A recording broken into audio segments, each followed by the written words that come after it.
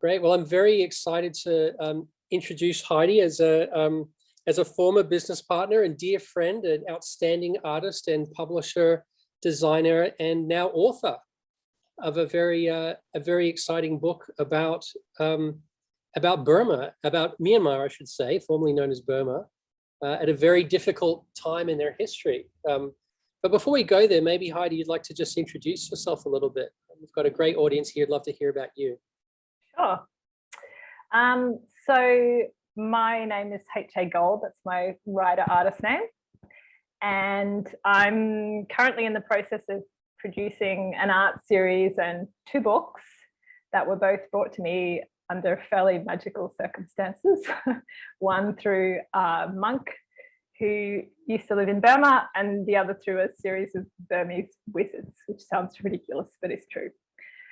So I've been working on these projects for a couple of years, and I didn't expect to be here. I was raised in a fairly conservative Christian family. My father's a preacher, and I suppose I just kind of accidentally fell into this life of alchemy and magic. So I kind of like to talk about how I got here, because I think it's a way of life which I've discovered by accident, but which can benefit everyone. You know, living in an alchemical life can change the world, really. Yeah. Great. Thank you. Well, do tell. Right. How did the journey begin?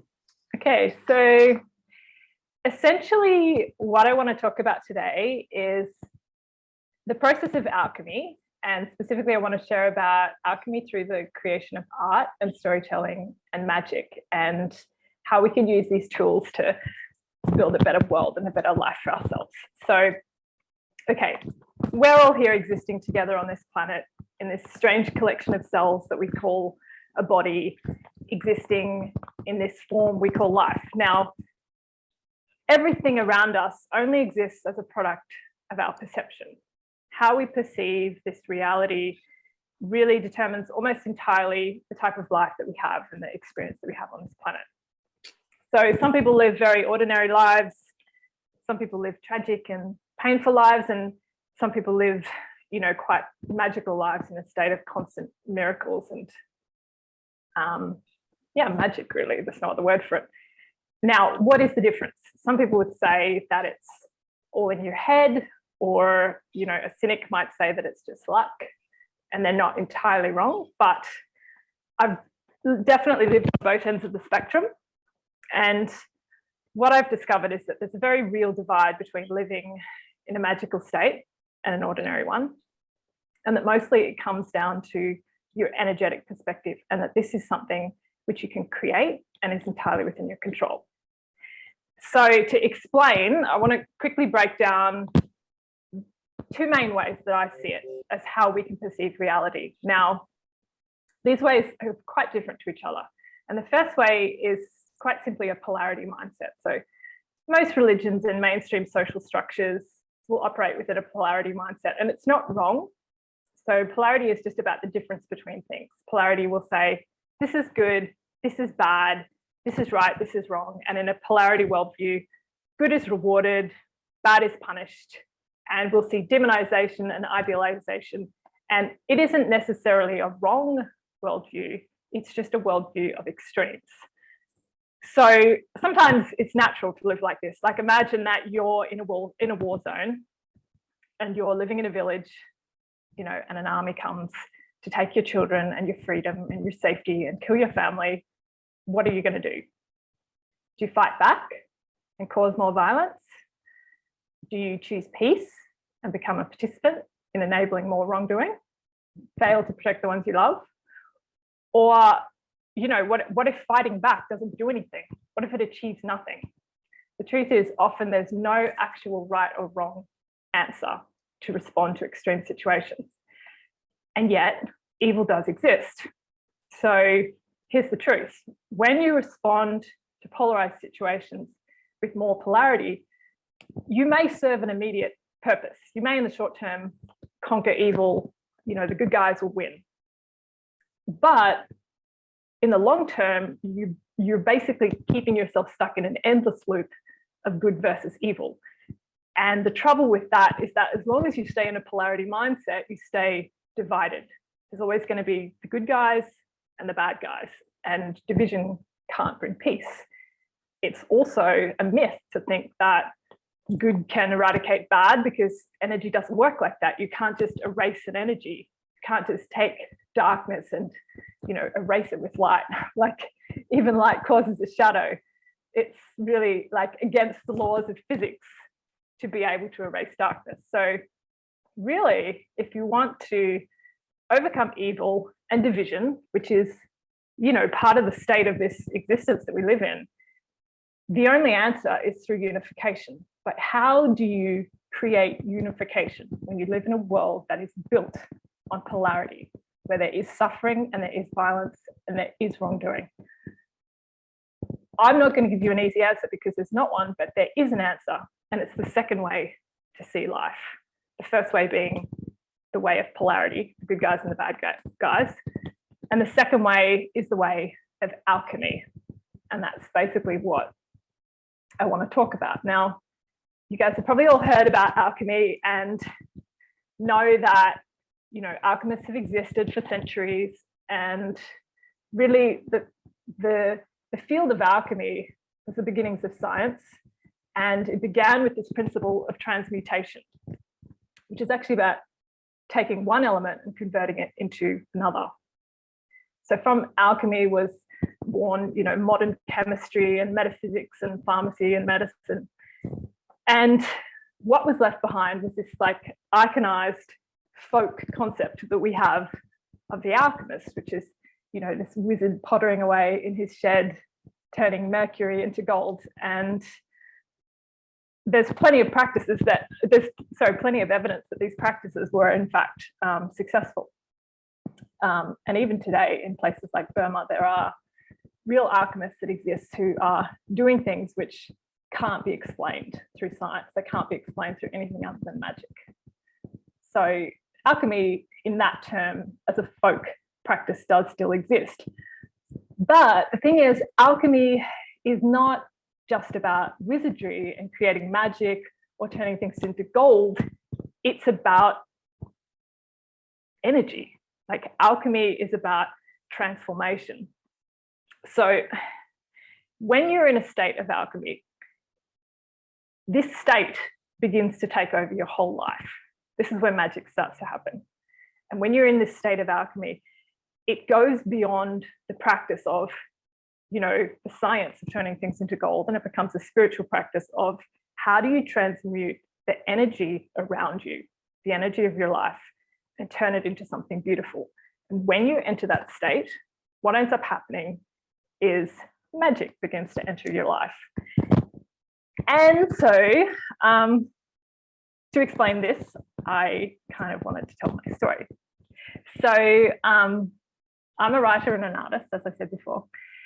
And when I was about 17, I won a scholarship to attend art school. And I'd known from about age 7 onwards that I wanted to paint and write books. And it was all I wanted to do with my life right from the beginning. So I won this scholarship, and the deal was that it would partly fund my course. But my plan was I wanted to pay for the rest of the fees up front. And to do that, since I wasn't 21, I would need a financial guarantor. So I went to my dad and I asked him, and he said no. And in retrospect, I understand the reasons that my dad said no. We were from a very, you know, unprivileged family background. My family had come to Australia as convicts, and I'd grown up with refugees, and I was one of 8 children. And my dad didn't have the resources or cultural belief system to foot the bill if something went wrong financially for me. But more than that, in his mind, I wasn't doing the right thing in the first place. Making art is not a real job, and I had a good brain. You know, I should have become a doctor or something like that, something solid. And so my dad said to me, listen, if you choose this path, I'm not going to be a part of it. I'm not going to be a part of your failure. And I believed my dad, and I thought, I'm going to fail if I become an artist. So I denied my calling, age 17, 18, and I finished my degree, and I worked as a commercial designer and a copywriter and a musician, and I had children, became a mother. I became an illustrator, a fabric designer, a fashion designer. I wrote other people's books. I worked in publishing, marketing. Like, I did almost anything and everything I could have done other than what I was called to do, which was to write books and to make art, until I got to about 38, 37, and I was electrocuted in the brain. And that's when I realized it was time to follow my calling. So the interesting thing about being electrocuted in the brain, and I have found this afterwards, is that it rewires your brain. So I had this bizarre accident and I was stuck behind a temple, staying in this house, very old house. And what ended up happening is I was setting up a speaker and I had some kids that were coming over and I wanted to play them some music. And it was very old wiring in the house, nothing was earthed. And I'd connected my iPhone to an adapter, to a speaker, to the mains power, and something in the connection went wrong. And I'd removed the cover from my phone before I plugged it in. So it was straight up metal. And I'd also, the week before, bought an extra long 10-meter cable for my phone. So when I plugged the phone in, it was like being connected to the mains power. And what immediately happened is that my whole body clamped up. I couldn't let go. I started being electrocuted. My teeth started rattling and I was shot out the door. Now, usually what happens is the cord would get pulled out. Cord didn't get pulled out because I had a 10-meter cable. The second thing that would usually happen is that you would go into cardiac arrest after a few seconds, because when you get electrocuted, the easiest path of least resistance is to go through the heart, because it's the electrical center of the body. But I got thrown onto my shoulder. I didn't land on my head. I got thrown onto my shoulder, which meant I didn't have a brain injury, but I landed very heavily on my shoulder, and then my head hit the ground. So my head earthed and the current started cycling through the right half of my brain for quite some time. And I totally fried the right half of my brain. And then my ex-husband just happened to be in the house at the time, and he ran in, pulled out the plug. I didn't die, but something happened in my brain. It's like all the barriers break down. I wasn't brain damaged, but I just saw the world in a different way. It's like my brain had been put back in upside down again. And all the conditions that I'd been born with, it's like they didn't exist anymore. So I thought, what am I doing? I need to make art. So I started making art with a frenzy. And I went to Melbourne, went to put on a big exhibition.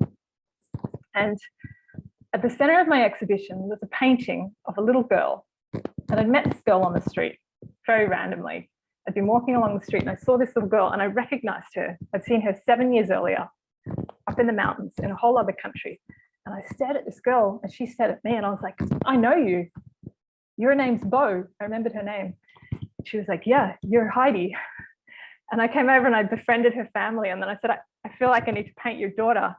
And I want to make a children's book about her with her as the inspiration for the character. So I painted this image of this girl.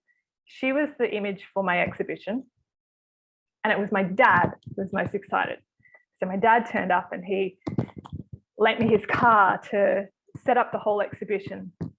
You know, he came in and helped me hang everything. He bought champagne for everyone. And he was more nervous than anyone at the opening of the show. And as we were standing there and people were about to walk in, he turned to me and he said, and I saw how nervous he was. And he said, you know, I really get it now. Like, you were meant to do this. You were meant to make art. And it doesn't even matter if you don't make any money, because that's not the point. It's that you were meant to make something beautiful and you did. So you've already succeeded. And I thought, all this time, my dad hadn't disbelieved in me. You know, I hadn't failed, taking 20 years to get there. It had taken me 20 years to believe in myself. And when I believed in myself, then my dad could believe too, because he wasn't disbelieving of me. He was just afraid of my failure. So the exhibition finished, was a real success. And then straight afterwards, I got a phone call from my ex-husband. And he asked me if I would drop the children off in Singapore on my way back home to Asia for the rest of the school holidays. So off I went to drop the kids off. And I ended up in this very funny situation where essentially my ex-husband he was going to have the kids for 10 days and then I would need to pick them up again. So I had to do something for 10 days and I hadn't planned to take a holiday. I just had a bit of money left over after paying the bills for my exhibition. And I thought, you know what? I'm just going to get the cheapest flight out of Singapore and take a trip for 10 days. So I set as my phone screensaver the image of this girl from my exhibition, because she was essentially what had funded me having the money to take this sudden, unexpected trip. So I set as my screensaver this image of this little girl. And then I go look online to see where the cheapest flight is. And I happen to find a $50 flight to Yangon. So I think, okay, cool, let's go to Myanmar. Never been there before. And then I realized that it was only a $50 flight because they were right in the middle of the monsoon and it was basically flooding. So I thought, okay, I'll book a train into the dry zone. So I did. So I flew to Myanmar. I caught a train out into the desert. And that's how 2 days later, I ended up in the Burmese desert on a motorbike, totally unexpectedly. Like, this is 2-3 days after the end of my exhibition. Did not see this coming at all. So I'm driving around in the desert and I'm pretty tired because I've been traveling for a couple of days. And I didn't know it, but the place where I was at the foot of a mountain that's inhabited by the Burmese Wizards. So I'm driving around late afternoon and I go and find an empty temple, like old temple, a couple of thousand years old. And I go and sit on a hill to watch the sunset. And I'm very tired. So I put my head on the ground and I begin to rest. And as my face hits the ground, something very strange started to happen. Out of nowhere, I began to feel the most unexplainable grief. It felt like the death of 1,000 children. And it felt like it was coming out of the soil. So without really being able to explain it, I began to cry, and I cried for hours and hours, and the sun began to set. And eventually the sun disappeared and the sky went from pink to, dark purple to navy blue. And I didn't realize it, but it was a new moon that night. So the moon didn't rise. And then the clouds began to come in over the sky. So there was no stars. And eventually I realized I was in complete darkness, absolute darkness in the middle of the desert. So I go, oh, okay, I better get out of here. So I stop crying and I get up and I go back to find my motorbike. I can just pick out the edge of the temple to find my pathway out to the motorbike, which is at the front of the temple. And as I get to the motorbike, I hop on and I go to turn it on and I realize it's got no headlights. The headlights are broken. So I'm like, oh shit, I'm in the middle of the desert on these weaving dirt trails on a motorbike that has no headlights. So I get out my phone and I'm thinking I can use my head torch. I'm pretty good on a motorbike. I can use my phone as a torch. I can drive with one hand. And I thought I'll put on both screens just for extra light. And I held my phone up in the desert, like pointing it out towards this mountain where the wizards were. And it was like a beacon, because suddenly I looked at the image of this girl and this story came to me. And in the story, she was a half German girl. She was 11 years old. She was living in the Rangoon Zoo. It was 1942, and she was in great danger because the Japanese were coming for her family. And I was completely overwhelmed with this girl's story. And I thought, far out, I need to write this down. This is this girl's story. This is the story I'm meant to write about this character. So I make my way through the desert.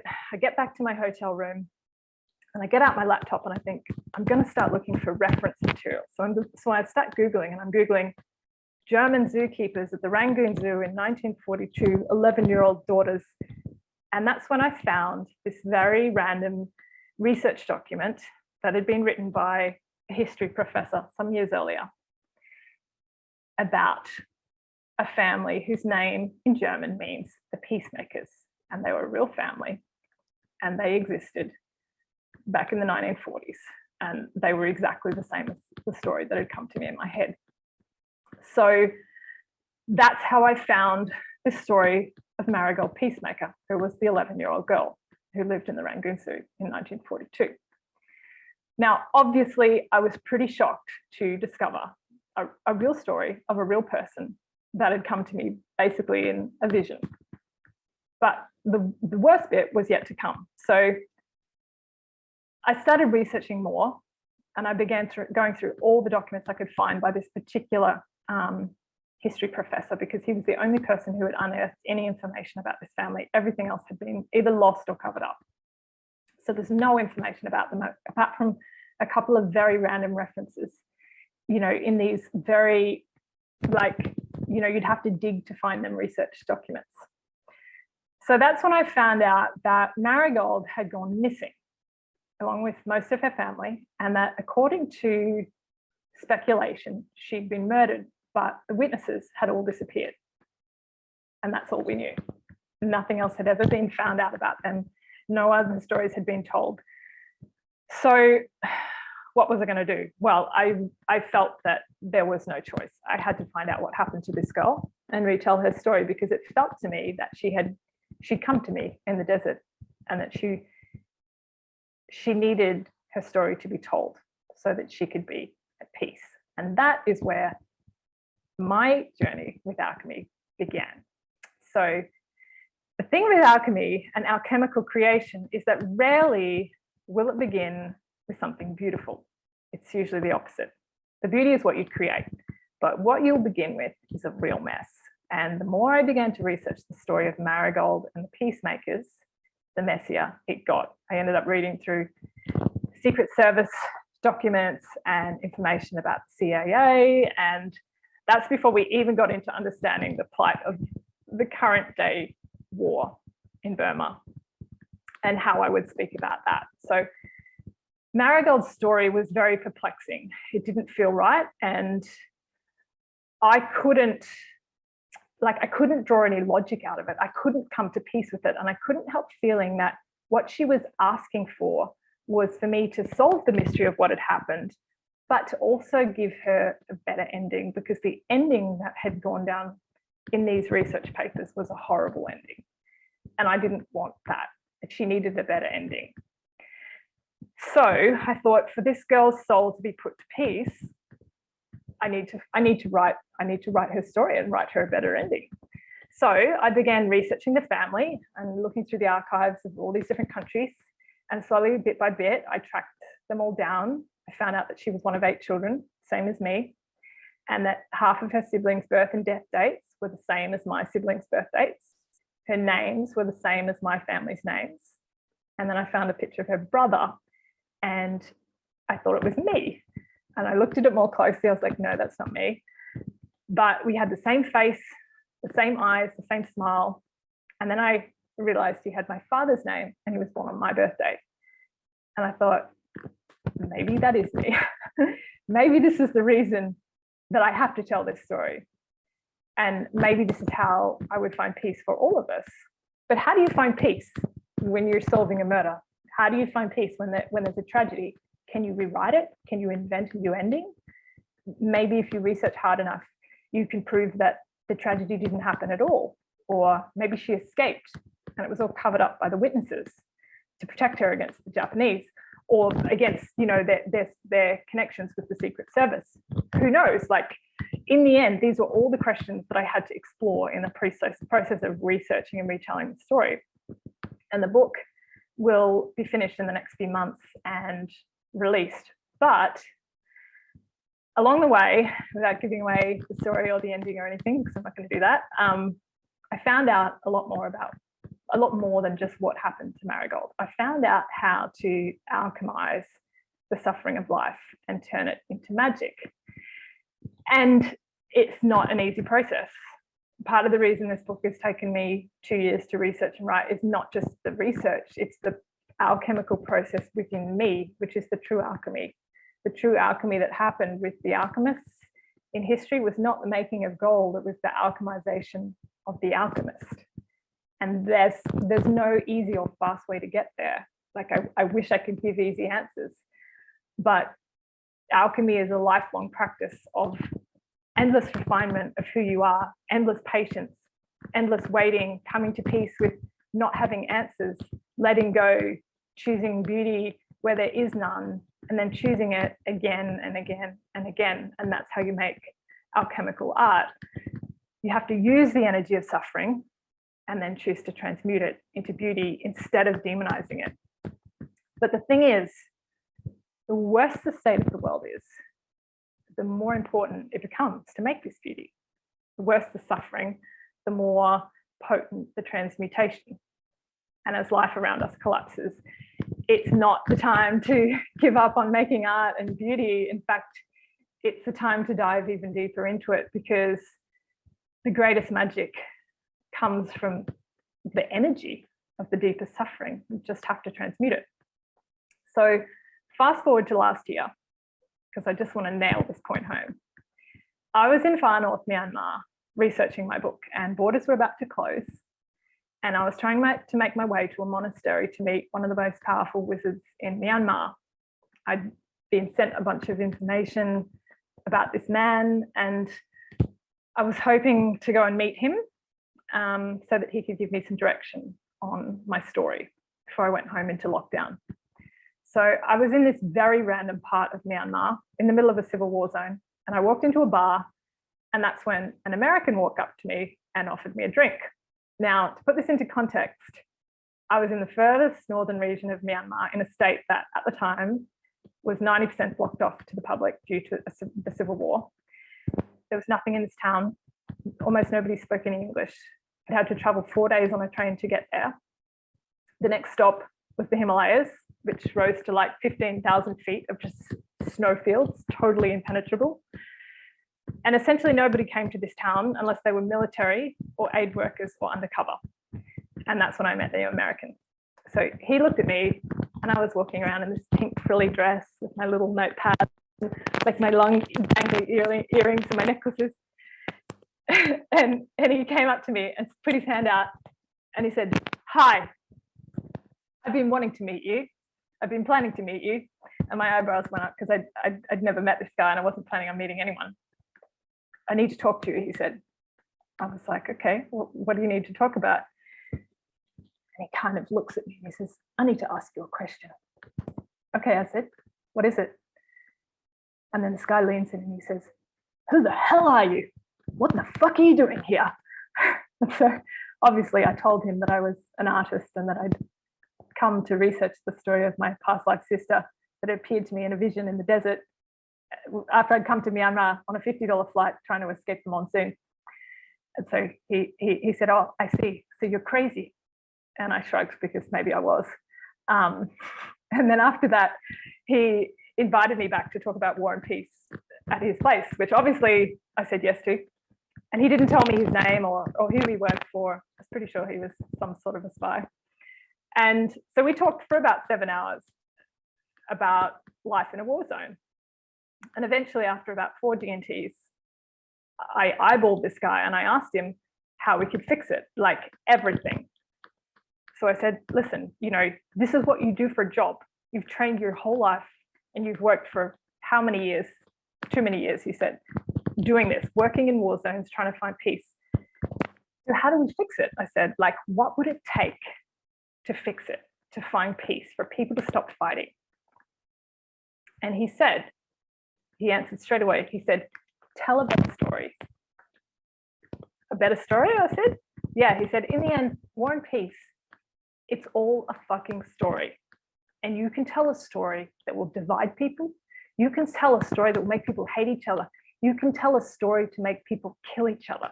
Or you can tell a story that will bring people together, break down divisions. So you know what the answer is? Make a better story, make better art, tell stories that bring people together." And then we began talking about who'd done that, because I said, "Does that even work?" And he said, "Yeah." And we talked about the artists who'd been doing this all around the world, about the artist group in far north Myanmar, who I met that week, who were recovering opium addicts, just living west of the Golden Triangle, surrounded by drugs and suffering and war, and how they'd been painting just so that they could find hope, and how it had brought hope and community and happiness to these people. And we talked about Ukraine and how after the bloodshed there, artists had taken to the streets in Kyiv and begun painting huge murals covering multi-story buildings purely to express beauty and love, and how in Afghanistan, the artists there had done the same thing. They started a group called the Art Lords as a rebellion against the warlords, and they began painting eyes all around the capital city just to remind people that God was watching And then we talked about the Indus Valley Art School in Karachi and how the government of Pakistan had chosen to remove all censorship on art so that artists could truly express themselves in a way that would bring peace, and how the leading school in the country had set out to paint murals all through the capital city of Pakistan in order to change the dialogue of violence. And all they've done is they've gone all throughout the city and found all the spots where there was hateful graffiti, and they've covered it over with messages of love and acceptance instead of war, and how it worked. How afterwards, the levels of violence in Karachi dropped. And that is alchemy. Like, that's alchemy. It's not some old-fashioned practice of wizards pottering in sheds. It's not pseudo-spirituality. It's not imaginary magic. It's the pen as a sword. It's the paintbrush as a weapon for peace. And it's how we can change the world. And from what I've experienced, when you get into that state and you choose to be in that state of alchemy, magic starts to come to you. And it's very simple. It's very simple. And you don't even have to be an artist to do it. You can just do it in your life. All you have to do is you see the tragedy, the suffering, you transmute it, you make art, and you tell a better story. That's it. Well, thank you. Thank you, Madam Gold, for a really scintillating and transfixing story. And, you know, I think your takeaway message is so powerful. And I might add that you're right on time. So a very beautifully well packaged and delivered presentation. Thank you so much.